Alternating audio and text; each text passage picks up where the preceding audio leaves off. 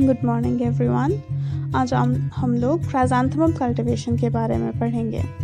क्राइज़ैंथेमम जो है इसे हम जनरली गुलदाउदी के नाम से जानते हैं और ये बोटानिकली डेंड्रनथेमा ग्रैंडिफ्लोरा कहलाता है और ये एस्ट्रेसी फैमिली को बिलोंग करता है, चाइना एस्टर की तरह ही।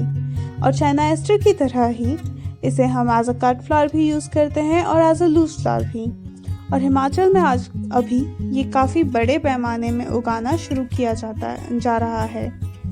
चलिए तो आज हम इसकी कल्टीवेशन पढ़ रहे हैं। तो सबसे पहले हम इसके क्लाइमेट और सॉइल पे आते हैं। इसे किस प्रकार का क्लाइमेट या जलवायु चाहिए होता है।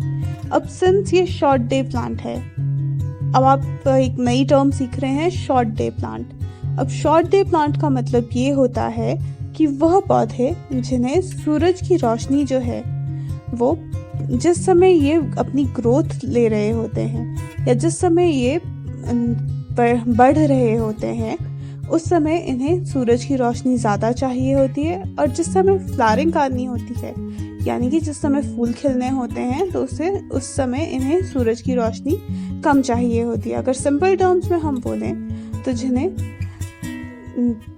वेजिटेटिव ग्रोथ के लिए लॉन्ग आवर्स ऑफ सनलाइट चाहिए होते हैं एंड फ्लावरिंग के लिए शॉर्ट आवर्स ऑफ सनलाइट चाहिए होते हैं, उन्हें हम शॉर्ट डे फ्लावर्स बोलते हैं। अब इसके लिए क्या है, जैसे आपने देखा ही था चाइना एस्टर में 20 से 30 डिग्री सेल्सियस तापमान उसके लिए ऑप्टिमम माना जा रहा था। उसी तरह क्राइज़ैंथेमम में भी 25 से 30 डिग्री सेल्सियस तापमान जो है वो उत्तम माना जाता है। और नाइट टेम्परेचर मैंने आपको बताया ही था चाइना एस्टर में, वैसे ही इसमें भी क्या है, जो नाइट टेम्परेचर है वो 10 से 15 डिग्री सेल्सियस तक रहना चाहिए, उससे नीचे नहीं गिरना चाहिए, तभी इसमें अच्छी फ्लावरिंग आएगी। अगला है सॉइल। सॉइल आपको मैंने पहले भी बताया था और अभी फिर से बता रही हूँ कि क्राइज़ैंथेमम के लिए भी सॉइल सैंडी लोम सॉइल चाहिए होती है, pH 6.8 to 7.2। और इसकी खासियत ये है कि ये ड्राउट में जो है उस समय भी उग जाता है। ड्राउट मतलब कि जब पानी की कमी हो, जब पानी अवेलेबल नहीं हो वहाँ पे भी ये उग जाता है। पर इसमें स्टैग्नेशन नहीं चाहिए, पानी की स्टैग्नेशन मतलब पानी का ठहराव नहीं चाहिए। अगर पानी लंबे समय के लिए इसकी क्यारी में ठहर जाता है तो पौधा जो है ये खराब हो जाता है। इसीलिए हमने ध्यान रखना है कि पानी जो है लंबे समय के लिए नहीं ठहरना चाहिए इसके खेत में। नेक्स्ट आते हैं हम वेराइटीज। अब क्राइज़ैंथेमम जो है इसमें 2 प्रकार की वेराइटीज आती हैं, स्टैंडर्ड एंड स्प्रे। अब स्टैंडर्ड वेराइटीज वो होती हैं जिनके फ्लावर्स का साइज काफ़ी बड़ा होता है, तो इन फ्लावर्स को हम यूजुअली कट फ्लावर के लिए इस्तेमाल करते हैं। और स्प्रे में आते हैं वो पौधे जिनके जो फ्लावर्स हैं उनका स्मॉल साइज होता है, 4.5 से या 3.4 से बोलिए 5.5 या 5.6 सेंटीमीटर का डायमीटर जिनका होता है। ये जो होते हैं आपके, ये स्प्रे टाइप में आते हैं। इन्हें जनरली हम लूज फ्लावर्स के लिए इस्तेमाल करते हैं। जैसा कि आप स्लाइड्स में देख ही रहे हैं, स्टैंडर्ड एंड स्प्रे वैरायटीज के नाम आपको बताए गए हैं, जिसमें से काफ़ी प्रमुख पूर्णिमा है, सर्फ है, ऑटम क्वीन है। अब ये जो फ्लावर्स हैं इनके फ्लावर साइज काफ़ी बड़ा होता है। नेक्स्ट आते हैं आपकी लैंड प्रिपरेशन।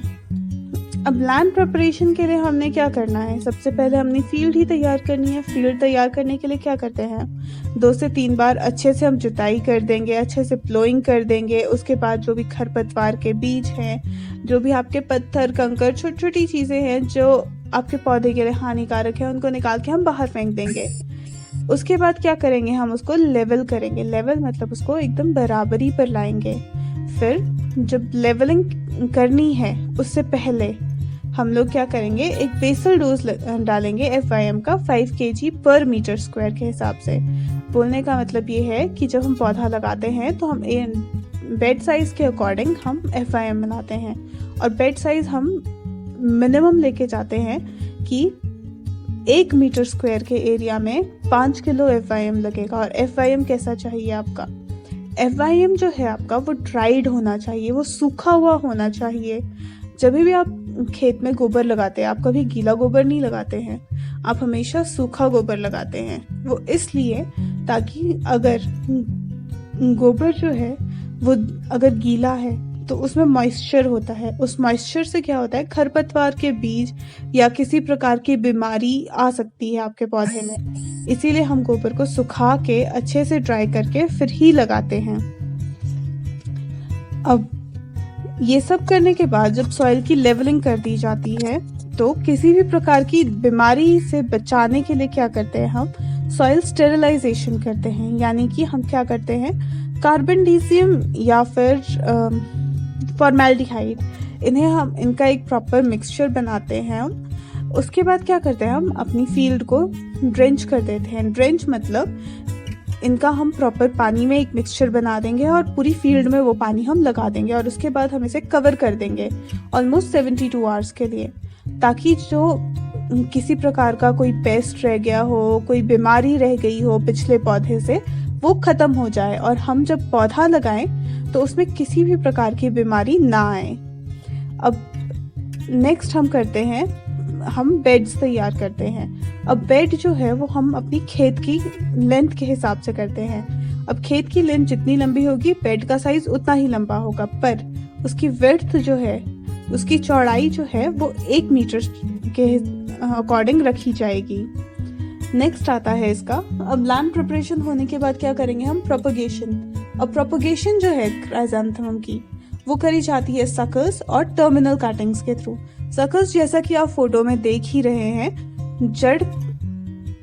जड़ के साथ पौधा निकलता है जड़ों के पास से, इन्हें हम सकल्स कहते हैं। इन्हें पौधे से अलग करके हम डायरेक्ट खेत में लगा सकते हैं, इनसे भी पौधे ग्रो किए जाते हैं। या फिर हम दूसरी साइड देख रहे हैं, टर्मिनल कटिंग्स ली जाती है। ऊपर की 4 से 5 सेंटीमीटर जो टर्मिनल पोर्शन होता है उसे विद लीव्स काट दिया जाता है और उसके बाद 1-2 पत्ते हटाकर सिर्फ ऊपर की टिप रख के हम इन्हें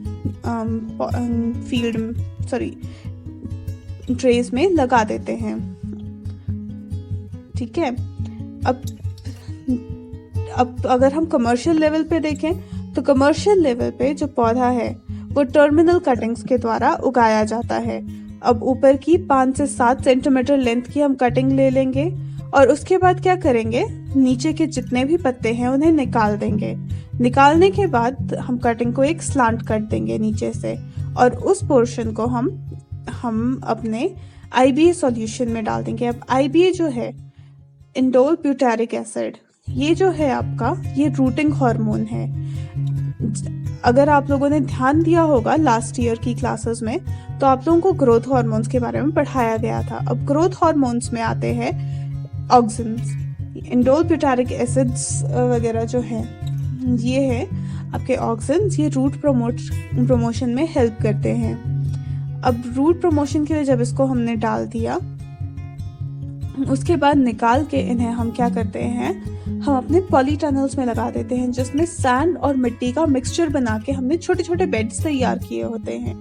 अब कुछ समय इन्हें आप पॉलीटनल्स में रखेंगे, फिर जब इनमें नए पत्ते या फिर छोटे छोटे नए पत्ते दिखने शुरू हो जाएंगे, यानी कि जब ये 5 से 7 सेंटीमीटर की हाइट के हो ही जाते हैं, उसके बाद क्या करते हैं, इन्हें हम निकाल देते हैं और अपनी मेन फील्ड में लगा देते हैं। Time of planting. अब प्लांट्स जो हैं, इन्हें हम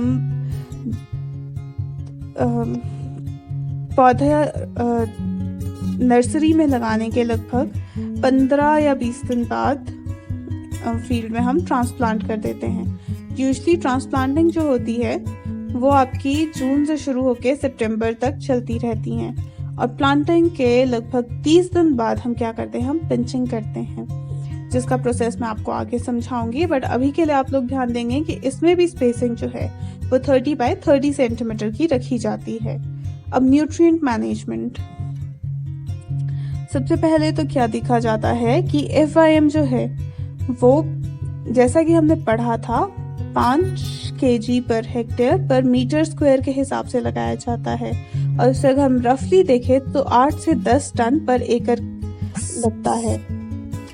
अब उसके अलावा जो हमारे मेन न्यूट्रिएंट्स होते हैं वो होते हैं नाइट्रोजन, फास्फोरस और पोटाशियम। अब नाइट्रोजन जो है, जैसा कि हमने चाइना एस्टर में भी पढ़ा था, इसमें भी हम ध्यान देंगे कि नाइट्रोजन जो है वो 2 डोजेस में लगेगा, एक बेसल डोज, एक ड्रॉप ड्रेसिंग। अब इनकी क्वांटिटी क्या है, 50 kg पर एकड़, 160 kg एंड 180 kg NPK का डोजेज रहेगा एज अ बेसल डोज। और 50 kg नाइट्रोजन हम कब लगाएंगे, लगभग 30 से 40 दिन के बाद।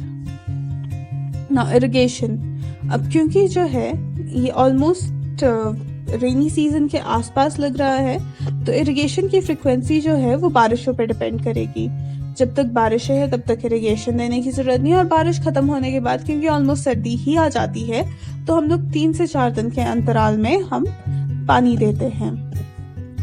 नेक्स्ट आता है इंटरकल्चरल ऑपरेशन। इंटरकल्चरल मतलब जो पौधा लगाने के बाद उसकी हार्वेस्टिंग के बीच में दूसरी और प्रक्रियाएं या दूसरे और प्रोसेसेस जो हैं हम लोग अंडरटेक करते हैं। सबसे पहले आता है वीड मैनेजमेंट। अब क्योंकि खरपतवार जो है वो हमारे पौधे के लिए हानिकारक हैं, क्योंकि उनके वो न्यूट्रिएंट्स चुराते हैं, उसके अलावा वो इंसेक्ट्स वगैरह को भी आकर्षित करते हैं, इसलिए हमें क्या ज़रूरी है कि हम समय समय पर उन्हें निकाल कर फेंक दें। अब ये जो है ये हम हाथ से भी कर सकते हैं या फिर हम स्प्रे भी कर सकते हैं। अगर हमारी छोटी फील्ड है तो हम समय समय पर जाकर हाथ से निकाल के बाहर फेंक सकते हैं। बड़ी फील्ड में हाँ स्प्रे का इस्तेमाल किया जा सकता है वीडीसाइड्स के। नेक्स्ट है पिंचिंग।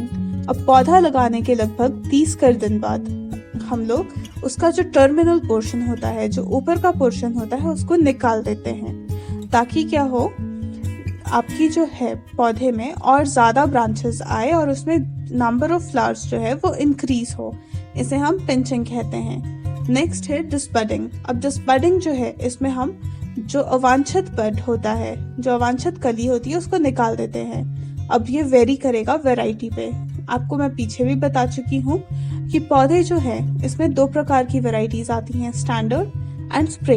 जो स्टैंडर्ड वेराइटीज है, क्योंकि उसमें हमें एक बड़ा फूल चाहिए होता है, इसलिए हम साइड के जितने भी छोटी छोटी कलियां हैं या जितने भी छोटे छोटे बड्स हैं उन्हें हम निकाल देते हैं। जबकि स्प्रे के केस में क्या करते हैं, हम सिर्फ जो आपका मेन बड है, जो बीच में एक बड है, उसको हम निकाल देते हैं। जो आपका ग्रोइंग बड है उसे हम निकाल देते हैं और साइड बड्स को हम ग्रो करने देते हैं। ये प्रोसेस जो है आपको आगे की स्लाइड में देखने को मिलेगा। जो फर्स्ट इमेज आप देख रहे हैं वो पिंचिंग की है, बिफोर एंड आफ्टर की। नेक्स्ट आपकी जो इमेज है वो इरिगेशन की है, एंड उसके नीचे आप देखते हैं कि आपको प्रॉपरली दिखाया गया है कि क्राइसैंथेमम में 2 प्रकार के बड्स दिखाए हैं, एक ग्रोइंग बड्स और साइड बड्स। अब स्टैंडर्ड के केस में जैसे मैंने आपको बताया ही था, जो आपके ये साइड बड्स हैं इन्हें हम निकाल देते हैं। पर जब हम स्प्रे टाइप वेराइटीज की बात करें तो हम इस ग्रोइंग बड को निकाल देते हैं और साइड बड्स को ग्रो करने देते हैं। नेक्स्ट है हार्वेस्टिंग। अब पौधा जो है उसे लगाने के लगभग 3-4 महीने बाद वो हार्वेस्टिंग के लिए तैयार हो जाता है।